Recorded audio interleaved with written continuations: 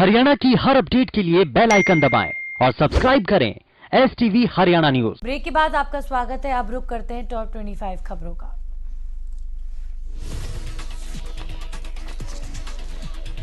देश में कोरोना मरीजों के आंकड़ों में लगातार बढ़ोतरी। पिछले 24 घंटे में 55,342 नए मामले सामने आए। हरियाणा में कोरोना के आंकड़ों में बढ़ोतरी दर्ज की गई। 24 घंटे में 1081 नए मामलों की पुष्टि।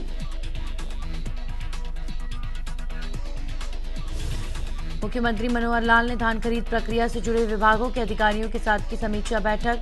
इस दौरान मुख्यमंत्री ने खरीफ फसलों की खरीद में लगे अधिकारियों को कई निर्देश दिए।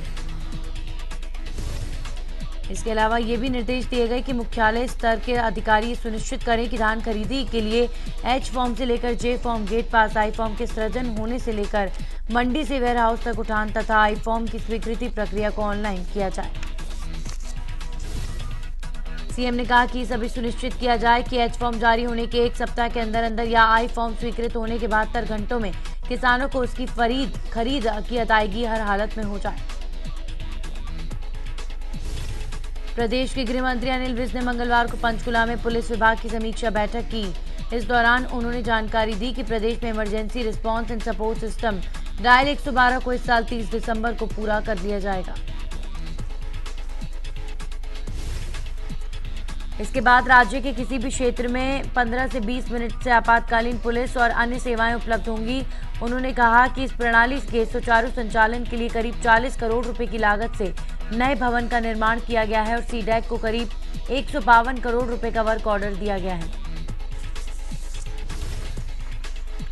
गृह मंत्री ने कहा कि राज्य के प्रत्येक नागरिक तक इन सेवाओं की पहुंच बनाने के लिए हिंदी, अंग्रेजी, पंजाबी और हरियाणवी समेत 4 भाषाओं के जानकारों को कॉल सेंटर में लगाया जाएगा।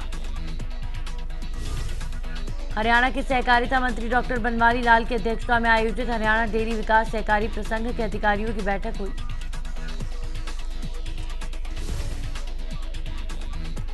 बैठक में सहकारिता मंत्री को अवगत कराया गया कि हरियाणा डेयरी विकास सहकारी प्रसंघ को TGI-MER चंडीगढ़ से दूध की आपूर्ति का ऑर्डर मिला है।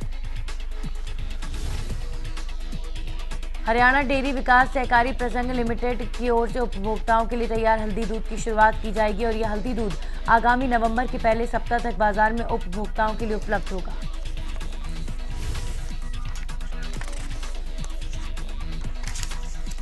हांसी में आरोपी राम मेहर की क्रूरता का शिकार हुए रमलू के परिवार से नेताओं ने मिलना शुरू किया, लेकिन परिवार का कहना है कि नेता सिर्फ सहानुभूति जता रहे हैं, हमारी कोई मदद नहीं की जा रही। नाराज रमलू का परिवार लघु सचिवालय में धरने पर बैठ गया। इस दौरान रमलू के समाज से ताल्लुक रखने वाले लोग भी परिवार के समर्थन में SP कार्यालय पहुंचे।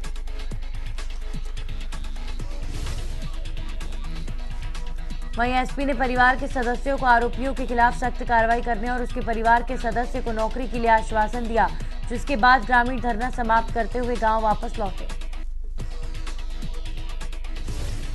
बल्लभगढ़ के सेक्टर 62 में झगड़े की शिकायत मिलने के बाद मौके पर पहुंची पुलिस पर आरोपियों ने हमला कर दिया। इस हमले में पुलिस की गाड़ी के शीशे टूट गए। इसके साथ ही बदमाशों के हमले में कुछ पुलिसकर्मी भी घायल हो गए। सोनीपत में अपराध की वारदातें रुकने का नाम नहीं ले रही। ताजा मामला सोनीपत के गांव नाहरा का है, जहां पर पेट्रोल पंप पर 2 बाइक सवार बदमाशों ने गन पॉइंट पर सेल्समैन से 19,000 लूटे। CCTV फुटेज में देखा जा सकता है लूट की वारदात देने के बाद दोनों बदमाश रिवॉल्वर को लहराते हुए मौके से फरार हो गए।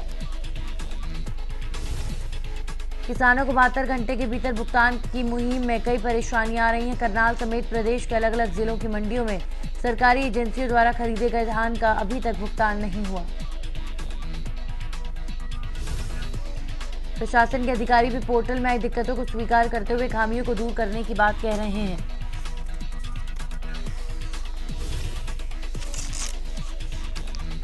फतेहाबाद के रतिया से जाखल जा रही हरियाणा रोडवेज की बस के कमाना मोड़ के पास खेत में पलट जाने से बस में सवार करीब 1 दर्जन सवारियां घायल हो गई। हादसे के बाद पहुंचे ग्रामीणों ने बस के अंदर घायल सवारियों को बाहर निकाला और उन्हें उपचार के लिए सरकारी अस्पताल पहुंचाया गया। झज्जर में 2 अक्टूबर को रोडवेज कर्मचारियों पर हुए हमले के मामले को लेकर कर्मचारियों में रोष बरकरार है।